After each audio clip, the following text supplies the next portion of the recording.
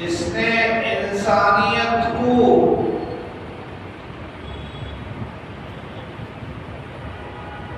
रुसवाई और जिल्लत के गड्ढे से निकालकर औजे सुरैया पर बिठा दिया।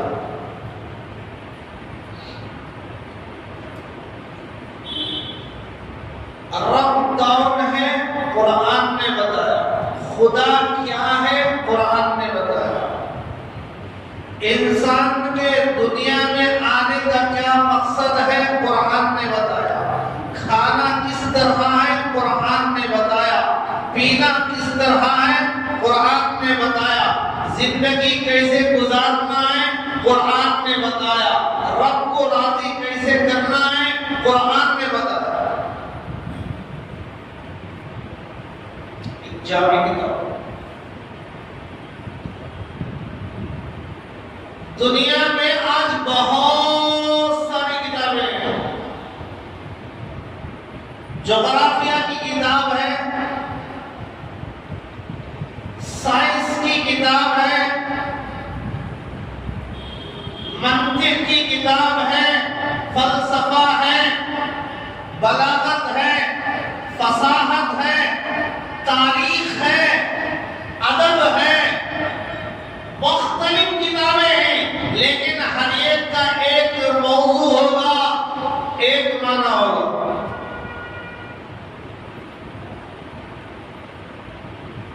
लेकिन ये निराली शान है अल्लाह की किताब।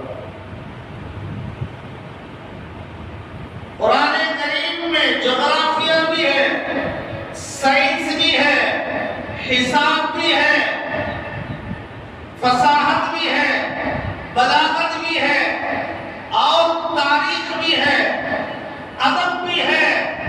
पहले लोगों के अहवाल को बयान किए हुए किस्से भी मौजूद हैं और इंसान को जिंदगी गुजारने का तरीका भी बताया जा रहा है। रब का तारुफ भी है, कुर्सी संभालने का तरीका, सियासत भी बताया गया। सारी चीजें इस कुरान करीम में मौजूद है। ये वो किताब है जो इंसानों को तारीकी से निकालकर रोशनी की तरफ लाई।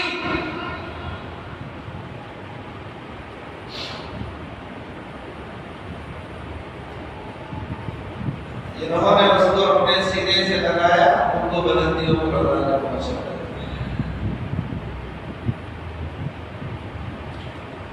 अबू जहल हुजूर का चचा था। आज कोई नहीं पूछता कि अबू जहल की खबर कहाँ है।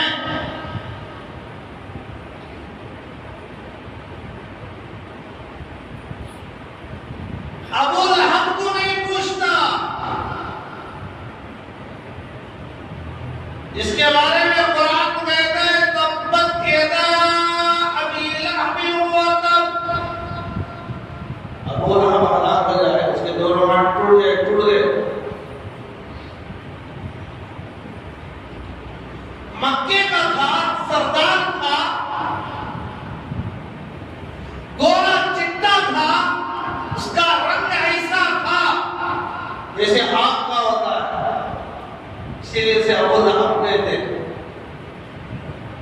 मैं नहीं पूछता है तो हमेशा के रहने वाले काले बिलाल रज़ी अल्लाहु अन्हु पूछता है, जो मस्जिद नबवी के मुअस्सिस थे, जिनको अल्लाह के रसूल ने फरमाया बिलाल काबे की छत पर खड़े हो जाओ। क्यों? उन्होंने नबी की गुलामी को इख्तियार किया, कुरान को सीने से लगाया। तो मेरे भाइयों, ये कुरान करीम चहलम की किताब नहीं है, बंसी की किताब नहीं है, मरने वालों के पास पढ़ने की किताब नहीं है, जिसे चहलम छट्टी के लिए खास कर दिए अलमारियों में रखने के लिए लिया जाता है, रखा जाता है, कभी उठाने की तौफीक नहीं होती, जिसका देखना भी सवाब, जिसके एक लफ्ज पर 10 नेकियां। आज पढ़ो तो 10, रमजान में पढ़ो तो 1 का डबल, 1 का 70।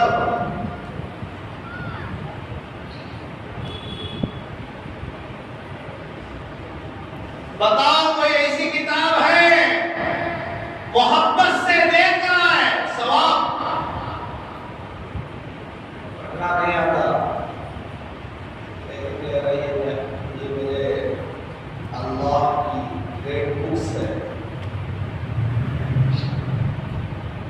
किताबें हिदायत है, मोहब्बत से चूम रहा है, सवाब। उलमा ने लिखा है कुरान को बार बार देखने वाले की कभी रोशनी कम नहीं होती, ऐनक लगाने की जरूरत नहीं, आंखों में नूर, आंखों में रोशनी बढ़ती जाती है।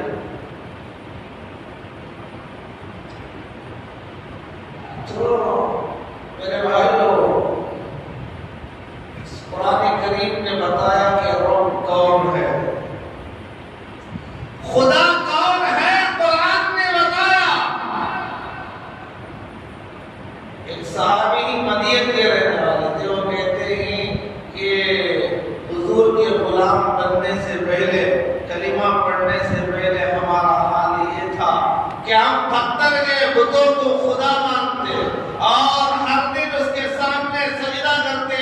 और समझते हैं हमारा रब है। और अपने अपने गांव के दरमियान में एक चौक के अंदर बहुत बड़ा बुत बनाया था पत्थर का, उसके सामने हक दिन जाकर सजदा करते। सहाबी कहता है ईमान लाने से पहले का वाकया है, एक दिन देखा कि बुत गायब है, सब परेशान, कहाँ गया किधर गया। बहुत तलाश करने के बाद मिला कि कई खेतों के अंदर पड़ा हुआ था, उठाए लाए, साफ किया, खड़ा कर दिया, फिर 2-3 दिन के बाद बिल गायब हो गया। तलाश किया गया तो गंदे पानी के नाले में पड़ा हुआ था, लाया, फिर धुलाया धुलाया, साफ करके खड़ा कर दिया, फिर चंद दिन के बाद फिर गायब। तलाश किया तो कचरे की टोटी के अंदर पड़ा हुआ है। तो लोगों आओ नबी की गुलामी में दाखिल हो जाए, कुरान को सीने से लगाए, नबी के गुलामी में आ गए तो पत्थरों को खुदा मानने वाले उनका तज़किरा देखो, उनके हालात देखो, जो बुतों को छोड़कर एक अल्लाह की तरफ आए, कुरान को सीने से लगाया तो क्या हुआ।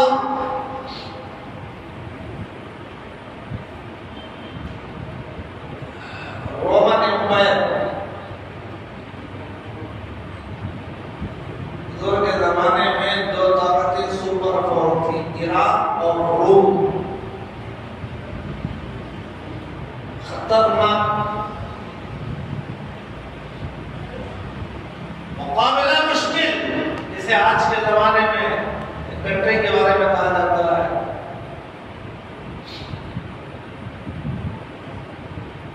तो रोमन एम्पायर से मुकाबले के लिए जान निसार, नबूवत के परवाने, आशिक़े रसूल, सहाबा का लश्कर जा रहा है।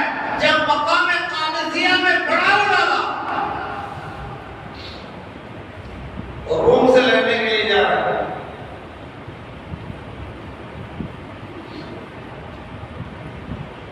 यही वो साहबा थे जो ईमान लाने से पहले बहुत थी, खुदा की पहचान नहीं थी। जब खुदा को पहचाना, नबी की गुलामी में आए, कुरान को सीनों से लगाया, तो जंग के लिए जा रहे रोमन एम्पायर से मकाम कादिसिया में जब लश्कर पड़ाव डाला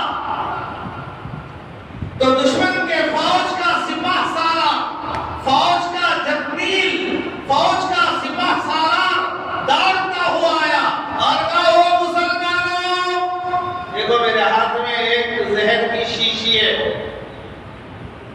शीशी जानते हैं? एक बॉटल। देखा ये जहर का बॉटल है, यानी कि नहीं जहर। मालूम जहर से क्या होता है? जहर से क्या होता है? आदमी मरता है। जहर में इंतहाई गर्मी होती है, वो गर्मी अंदर जाती है तो आंतों को पकड़ देती है, बस। जहर कोई और चीज नहीं, इंतहाई गर्म। तो उसने कहा ये जहर है, इसे कोई पीकर बताओ, पीकर तुम जिंदा रह गए, मरे नहीं, तो हम सब कलीमा पढ़ के मुसलमान हो जाएंगे। अगर तुमने नहीं पिया तो हम पीकर पड़ जाएंगे।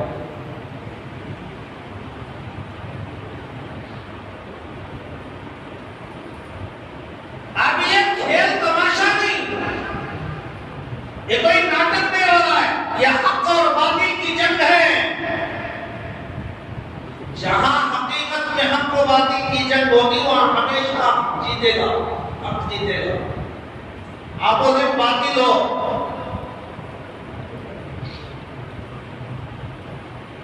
छोटी छोटी चीजें को हम अपोजिट बना लेते हैं। तो मुसलमानों के फौज के सिपाह सालार आगे बढ़े और वो बोतल अपने हाथ में ली और कहा, मेरे नबी ने फरमाया, बिस्मिल्लाहिल्लज़ी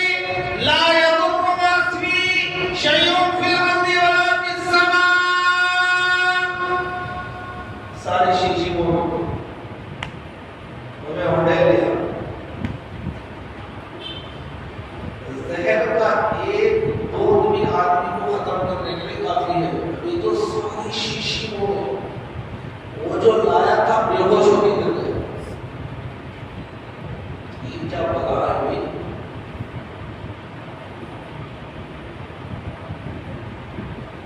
जब उसे होश आया, होश,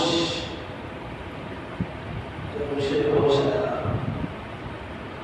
तो उसने कहा, मुसलमानों, तुमने एक मंत्र पढ़ा जिसकी वजह से तुम्हें मौत नहीं आई। मुसलमानों की सिफत सलार कहने लगे, बंदे, तुझे तेरे बुतों ने सिखाया है कि जहर मारता है, जहर आदमी को खत्म कर देता है। ये तेरे बुतों ने तुझे सिखाया है, मेरे मुस्तफा ने मुझे सिखाया है, जब तक अल्लाह नहीं मारेगा कोई चीज नहीं मार सकती। अकीदा रखो, यकीन बनाओ, यकीन। मुसलमानों में आज यकीन की कमजोरी,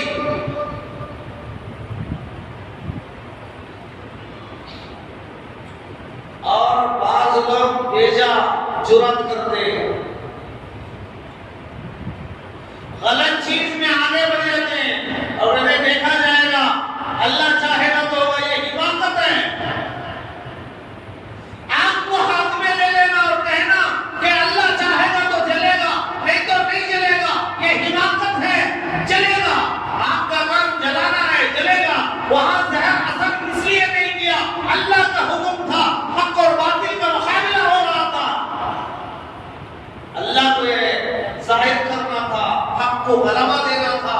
अल्लाह ने जहर से नुकसान को हटा दिया। अल्लाह का हुक्म है। इब्राहिम को आग में अल्लाह ने जिंदा बचाकर बताया था, वहां हक और बातिल का मुकाबला था। उसी की चीज को लाकर काफी फिट करती है आज हमारा। ये हाथ जो जलेगा ना, तब क़यामत के लिए उसकी सजा होगी। क्यों? इन्नल्लाह अशरा मिनल मुमिनीना अंफुसहुम व अमवालहुम बिअन्ना लहुमुल जन्नह। हाथ भी हमारे नहीं, पैर भी हमारे नहीं, सर भी हमारा नहीं, आंख भी हमारे नहीं, दिमाग भी हमारा नहीं, सब कुछ अल्लाह ने खरीद लिया है। ये सब अल्लाह का है। इसमें खियानत करोगे तो सवाल होगा।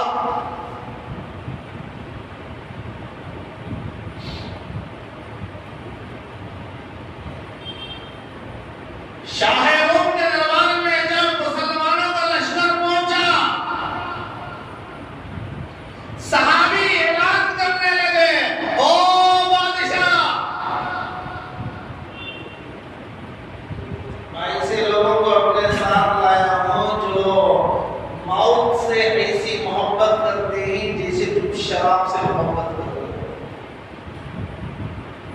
शराबी को शराब से कितनी मोहब्बत, जागने की रात में भी पीता होगा,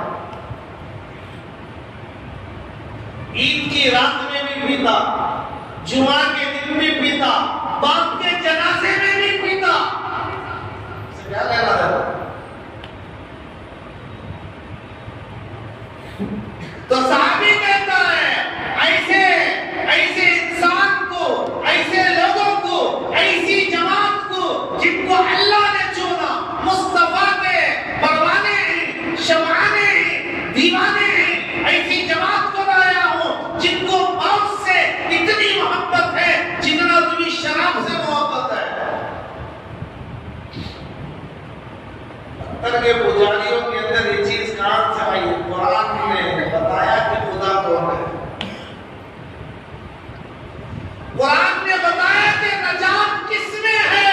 कुरान ने बताया कि अल्लाह राज़ी कैसे होता है। कुरान ने बताया इंसानों, तुम्हें दुनिया में जिंदगी कैसे गुजारना है, हुकूमत कैसे करना है, कुरान ने बताया। आज अपने कुरान को तारीखी किताब समझ ली,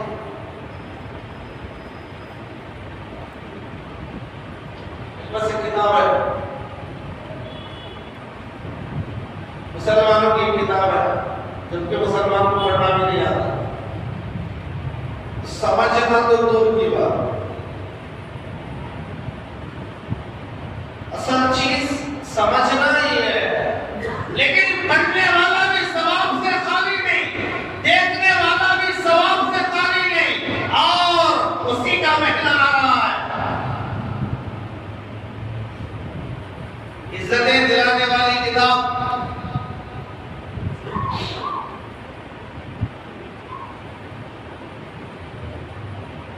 देखो, कलीमा पढ़ने से पहले सहाबा छोटी सी चीज पर खेत में जानवर आ गया, लड़ाई 100 साल। किसी के खेत में जानवर जाके चल दिया चारा, 3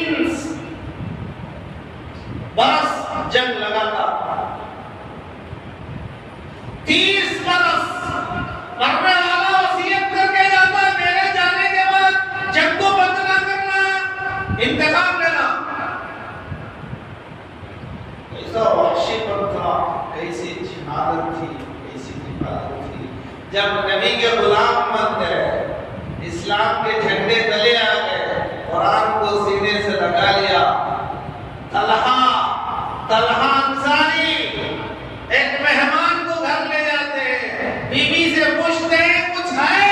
हाँ, 2 रोटी है बस, कुछ नहीं।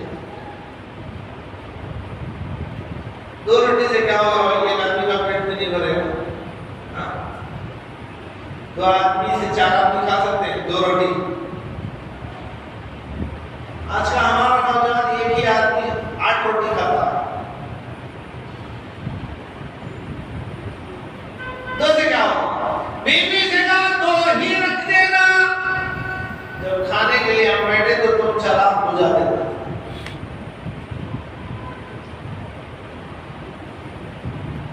मेहमान पेट भर के खा ले और मैं भूखा उठ जाऊंगा। 30-30 साल मामूली सी गलती पर लड़ने वाले, वसीयत करके जाने वाले, लेकिन जब कुरान को सीने से लगाया तो इनके किरदार देखो। तो मेरे भाइयों, बड़ा मुबारक पाकीज़ा महीना आ रहा है, उसकी तैयारी करो। नमाज को आने की अभी से आदत डालो, अपने चेहरों को नबी का चेहरा बनाओ, अपने लिबास को इस्लामी लिबास बनाओ। हर मुसलमान अपने सर पर टोपी रखो, गैर के दिन पर इसका रोक पड़ेगा।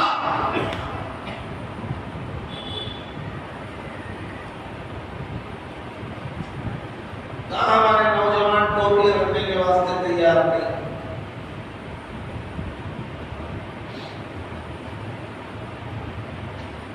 ये बहुत ही 1450 साल पहले की तहजीब है। हम तो नंगे सर फिरना चाहते हैं, तो नंगे सर रहना चाहते हैं। हमें नीचे बैठकर दस्तरखान पर खाना अच्छा नहीं लगता, हमें इस्लामी लिबास अच्छा नहीं लगता, हमें और तरीका अच्छा लगता है जो जानवरों का है। तो मेरे भाइयों, ये सारी आदतें एकदम रमजान में खत्म नहीं होगी, अभी से खत्म करना पड़ेगा। अभी से अच्छी चीजों को इख्तियार करना पड़ेगा, ज़बान को कंट्रोल में रखना पड़ेगा। कहीं रोजे की हालत में उससे गाली ना निकल जाए, कहीं रोजे की हालत में बुरी चीज मेरे कान में ना पड़ जाए। अपने जिस्म का भी रोजा होता है, अपने आज़ा का भी रोजा होता है, दिमाग का भी रोजा होता है, आंख का भी रोजा होता है। सारे चीजों की इबादत करना है, तो प्रैक्टिस करो। करेंगे भाई? तो कुरान करीम ने इन्ना हाज़ल कुरान यहदी लिल्लज़ी हिय अक़वम, यही वह कुरान है बेशक अंधेरे में पड़े हुए लोगों को उठाकर औजे सुरैया तक पहुंचा देता है, रुसवाई और जिल्लत के गड्ढे में गिरे हुओं को उठाकर फरिश्तों का मखदूम बना देता है। हज़रत हकीम बिन हिज़ाम रज़ी अल्लाह अन्हु सहाबी, बड़े मालदार सहाबी, कौन थे? हज़रत खदीजा रज़ी अल्लाह तआला अन्हा के सगे भतीजे। भतीजे बोले तो, भतीजे बोले तो समझ में आ रहा है? भाई का बेटा। भांजा बोले तो बहन का बेटा। तो ये सगे सगा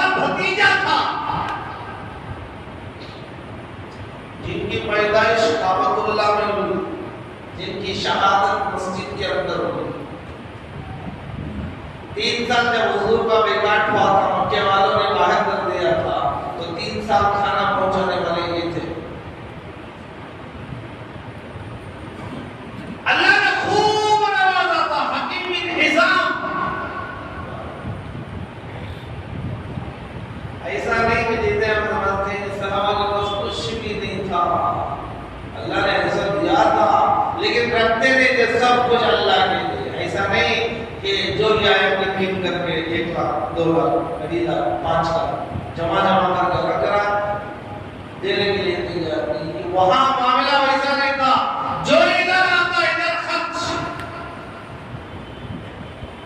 क्यों?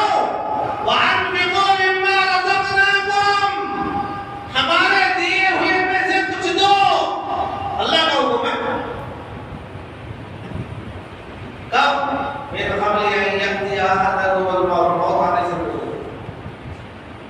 मरा हुआ आदमी कुछ दे सकता भाई? मरा हुआ आदमी कुछ दे सकता? अरे देना तो दूर की बात, अपने लिए कफन नहीं ला सकता। ला सकता है? मोहताज है, हाथ नहीं उड़ा सकता, पैर नहीं उड़ा सकता, देख नहीं सकता, बोल नहीं सकता, चल नहीं सकता, खिलाने का मोहताज, कफन पहनाने का मोहताज, सुरमा लगाने का मोहताज, खुशबू लगाने का मोहताज, कफन पहनने का मोहताज, सब हर चीज में मोहताज। इसलिए अल्लाह ने कहा मौत से पहले दो।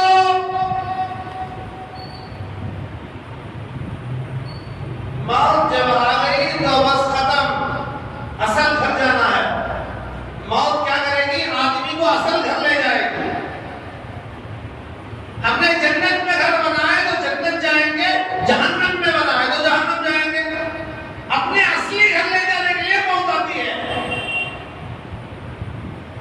मौत आए बगैर आदमी असली घर नहीं जा सकता। जाएगा? तो मेरे भाइयों, हजरत हकीम बिन हिज़ाम रज़ियल्लाहु अन्हु बड़े मानदार सहाबी थे। उन्होंने शाम में, मुल्क शाम में एक महल बनाया 60 लाख दिरहम का। उस जमाने में आज के हिसाब से करोड़ों की कीमत, करोड़ों 60 लाख दिरहम।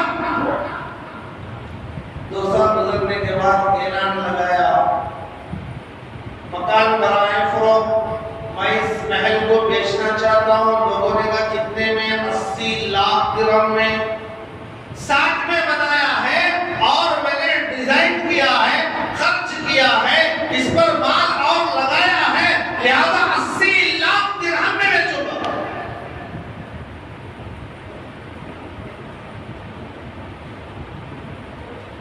हज़रत अमीर मुआविया और उन्होंने 60 लाख दिरहम में खरीद लिया। लोगों की भीड़ लग गई। हकीम मुआविया ने आपको डुबा दिया। 80 लाख का मकान 60 में ले लिए।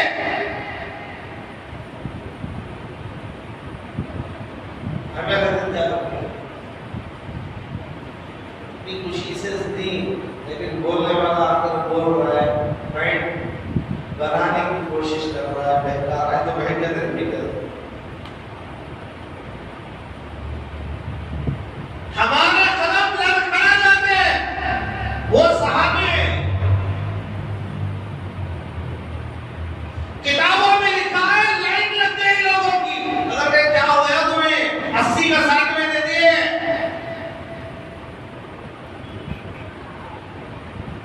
उन्होंने कहा लोगों कुछ देर रुक जाओ। वो 60,000 दिरहम लाए और एक ही वक्त में सारे गरीबों में तकसीम कर दिया।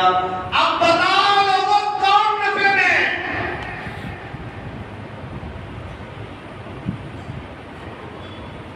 मुआविया नफे में है या हकीम नफे में है? कौन नफे में? क्योंकि इन्होंने अल्लाह के रास्ते में खर्च कर दिया तो सारा निकाल।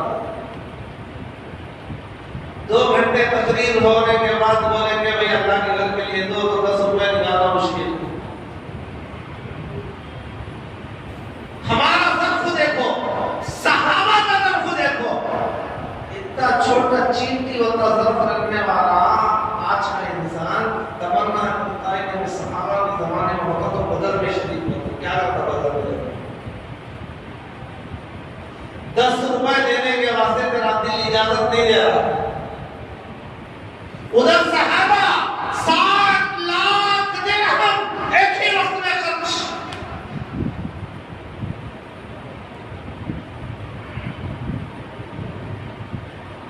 ये चीज कैसे आई? कुरान को सीनों से लगाया, कुरान ने बताया जिंदगी गुजारना है, अल्लाह के रास्ते में यूं खर्च करना है। वांफिकू मिम्मा रज़क़नाकुम। आज हम कुरान को छोड़ दिए इसलिए जिल्लत उठा रहे हैं, नबी के तरीके से दूर हट गए, लानतें हमारे घर में आ गई, मुसीबतें हमारे घर आ गए, परेशानियां हमारे घर आ गए, फिर भी हम नहीं समझ रहे। ये हमारी कमाल जुरात है। मौत सर पर मुंडला रही है, अभी गफलत की नींद मुसलमान सो रहा है। रमजान भी आओ क्या भी फर्क नहीं पड़ता, रोजे भी आओ हमें कुछ लेना है ना देना है, हम तो रातों में चीखेंगे, मजा करेंगे, ईद के दिन खाएंगे पिएंगे। बस रमजान में रोजा रखना इन टोपी वालों का काम है, इन मौलवियों का काम है, इन मस्जिद वालों का काम है, इन नमाजियों का काम है, हमारा काम नहीं है। हम दिन भर होटलों में पर्दे बांधकर अंदर बैठ के जानवरों की तरह खाना हमारा काम है। तो मेरे भाइयों, ऐसे बेगैरत बनने से अपने आप को बचाओ। ये इस्लाम नहीं है, ये मुसलमानियत नहीं है। मुसलमान वो होता है जो अपने पूरे वजूद को अल्लाह के ताबे करे।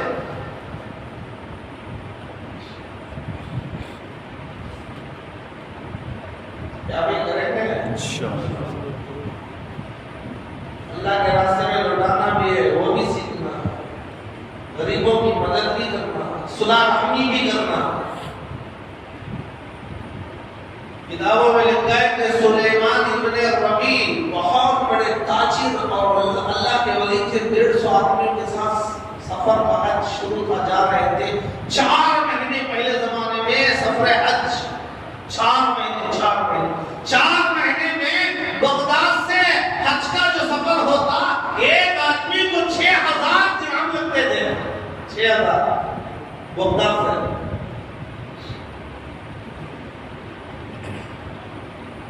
वो निकले 150 आदमी के साथ बगदाद में काफिला रुका। जरूरत की चीजें पैदल सफर, हवाई जहाज ने कि 4.5 आवर में 6.5 आवर में ले जाकर आपको छोड़ दिया, 3 आवर में छोड़ दिया। यहाँ से वजू करके निकले थे, अभी वजू टूटा भी नहीं, जद्दा एयरपोर्ट में जाकर लैंड हो रहे।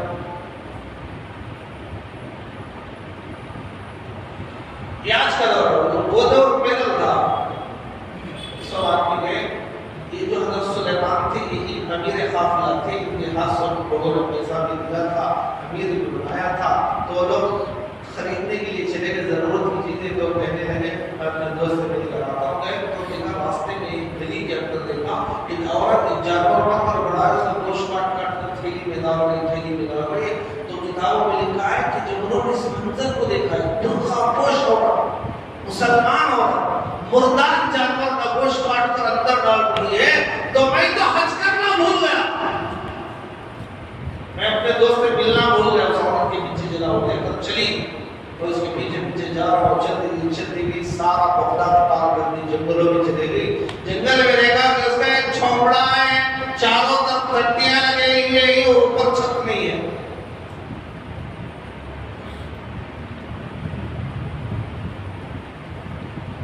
अल्लाह ने छत वाला मकान दिया है, तो फिर भी हम नाशुक्र हैं। हमने तो ऐसा चमकदे को पैसा दिया। चारों तरफ टट्टियां लगी हुई हैं और ऊपर छत नहीं है। हो गई, जल्दी जल्दी उस गोश्त को निकाला, हांडी टुकड़े की और हांडी में डालकर चूल्हे पर चढ़ा दिया। ये बाहर से देख रहे, सुराखों से नजर आ रहा है। दीवार तो नहीं, टट्टियां हैं, लकड़ियों के जरिए से दीवार बनाई गई है, अंदर का नजर आ रहा है।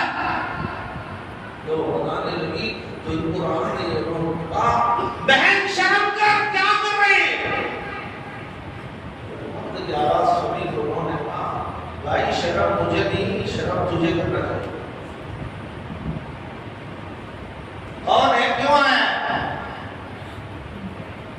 मैंने आपको ये देखा मुसलमान ने होता जानवर टुकड़े करके झूला इसलिए मैं आपको शादी को पहुंचा करना है। उसने कहा सुन,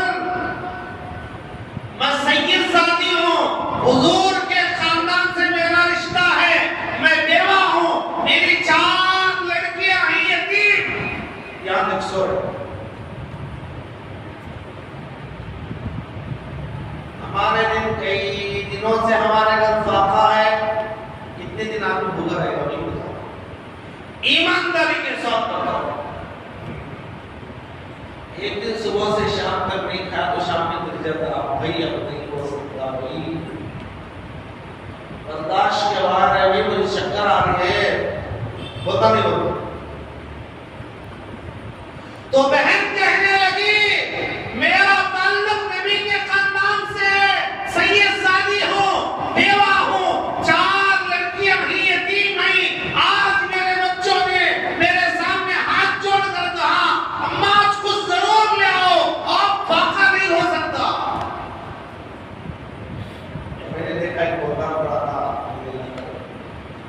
मरने वाले आदमी को जान बचाने के लिए हालत मजबूरी में खाना जायज है, इसलिए मैं हुजूर के खानदान से मेरा ताल्लुक है, तो एक गैर आदमी के सामने हाथ फैलाना मेरी नीरत गवारा नहीं दी। एक अजनबी के सामने जाकर मैं पूछूं, ये मुझे गवारा नहीं था, इसलिए मैंने मुद्दा जानवर के गोश्त को ले आया। खुदा बैठ कर वापस गए, काफिले से कहा मैं हज में नहीं आता भाई, मेरे पैसे लेकर मैं जा रहा हूँ, तुम्हारे पैसे लेकर तुम ले जाओ। सारा राशन लाकर डाल दिए, और उस जमाने में 4 महीने लगते थे हज में। अब 4 महीने तक वापस जाएंगे तो 2 वाले ताना देंगे, बड़े जोर से गया हज किए बगैर वापस आना है। देखो कल्ली जी में हाजी साहब दावत करे, सब भी नहीं भी हाजी नहीं मिले वो ताना देने वाला भी रता नहीं, तारीफ करने वाला रता का बोले, 2 अंगी करने वाला भी रता, उसका काम अंगी करना, उसे खामोश बैठने नहीं होता, हमें बोलना कुछ ना कुछ बोलना। तो हज़रत सुलेमान ने मैं यहीं रह जाऊंगा, ये खाफिला जब वापस आएगा गांव जाने के लिए यही रास्ते को आना है। उस जमाने में एयरपोर्ट में कि मैं मुंबई में उतर गया और चेन्नई में उतर गया, एक ही एयरपोर्ट था, एक ही जगह थी, उसी जगह से काफिला जाना था। जब वापस आएगा तो उनके साथ में चला जाऊंगा, गांव वाले के ताने से बच जाऊंगा, लोग समझेंगे सब गए थे हज में, सब आ गए वापस आ गए। जब काफिला वापस आया तो जाकर मिले शौक से, मुबारक हो गई तुम्हें हज मुबारक मुबारक हो। तो वो सारे लोग बोलने लगे हमने क्या भाई हज की मुबारक तुम्हें दे दी, सो तुमने भी हज मुबारक हो, तुम्हें भी तवाफ में थे, मीना में थे, हुजूर के सलाम भेजने की जगह में तुम्हें भी थे, ये क्या अजीब से आकर हम ना बोल रहे तुम्हें। सारे लोग बोलने लगे परेशान है भाई, तो गया ही नहीं, मैं ही उनकी बेटियों से, और ये जाकर आ रहे हैं मेरे कि तुम भी मेरे साथ थे। उसी परेशानी की हालत में उन्हें थोड़ी नींद आई, और जैसे आम झपके बुरूद की तारी भी हुजूर की ज़ियारत हुई। फरमाया सुलेमान परेशान होने की जरूरत नहीं, मेरे खानदान के 3 बच्चों पर तरस खा के तूने हज का सारा पैसा इन पर लौटा दिया, अल्लाह की रहमत जोश में आई, अल्लाह ने तेरी शक्ल का एक फरिश्ते को पैदा किया और उसने तेरे नाम से हज कराया, क़यामत तक वो तेरे नाम से हज करता रहेगा। इसलिए मेरे भाइयों नेकी का महीना आ रहा है, करेंगे अल्लाह तो नवाजना चाहता है, नहीं लेना चाहे तो ये हमारी बदकिस्मती है, हमारी बदकिस्मती है। अल्लाह हम सब की हिफाजत फरमाए, अल्लाह ताला हम तमाम की सुनी बातों पर अमल की तौफीक अता फरमाए। आमीन व आमीन। एक मसला सुन लो, बस एक मसला है, और रोजा छोटे छोटे बहानों से नहीं छोड़ना। क्या भाई रोजा फर्ज है, रोजा हुजूर ने फरमाया मेरी उम्मत से कह दो कि रोजे की हालत में इंतकाल हो जाए तो हौज़े कौसर पर मैं अपने हाथ से उसे इफ्तार कराऊंगा।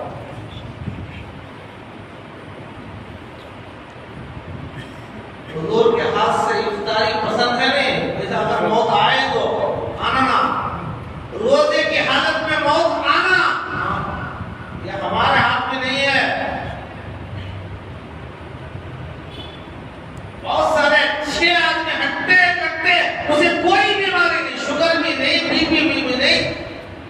तो पूरा सर में दर्द भी नहीं आता होता, महीने महीने गुजर जाती है, टैबलेट नहीं खाता और रमजान में रोजा नहीं रख रहा।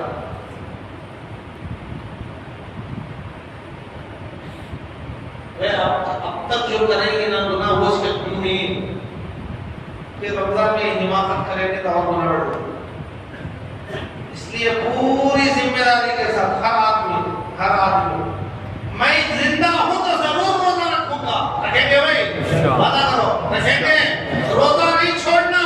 छोटा बच्चा घर का रख रहा है और घर का बड़ा आदमी 3 वक्त खाता है बच्चे के साथ।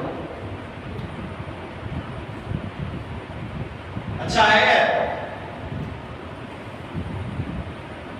क़यामत के दिन हमारे माँ बाप, हमारे बच्चे, हमारे रिश्तेदार सिफारिश करने नहीं आते। क़यामत के दिन रोजा और कुरान अल्लाह के दरबार में सिफारिश करने आता है। अल्लाह इसे रोजा कहता है अल्लाह इसे माफ कर दे, मैंने इसे रमजान में खाने से पीने से ख्वाहिशात से रोक लगा दिया था, रोजा रखा था, अल्लाह इसे माफ दे। कुरान कहेगा अल्लाह मैंने इसे रमजान में रातों में सोने से मना किया था, नींद आती मगरिब के बाद ही, लेकिन तरावी में खड़ा है, अल्लाह का कलाम सुन रहा है, तो मैंने इसे सोने से रोक रखा था, अल्लाह इसे माफ कर दे, इसकी बख्शिश कर दे, इसे जन्नत में भेज दे। यह सिफारिश करने वाला रोजा और कुरान है, तो दोनों हमारे लिए हैं। मेरे भाइयों, रमजान में दोनों की कदर करो, रोजा भी रखो, कुरान भी पढ़ो। पढ़ना नहीं आता सुनो, सुनना नहीं आता तो कुरान को मोहब्बत से देखो, सवाब ही सवाब है। लेकिन ये अज़्म करो कि एक लम्हा भी रमजान का गफलत में नहीं गुजारोगे। काम करो, जॉब पर जाओ, जो कुछ करना है करो, लेकिन ज़बान के साथ जिक्र और पूरे अपने आज़ा की हिफाजत, रमजान के अंदर नज़र की हिफाजत, पैर की हिफाजत, ज़बान की हिफाजत, कानों की हिफाजत सब करेंगे भाई। अल्लाह ताला हम लोग से बातों को अमल की तौफीक अता फरमाए। जाते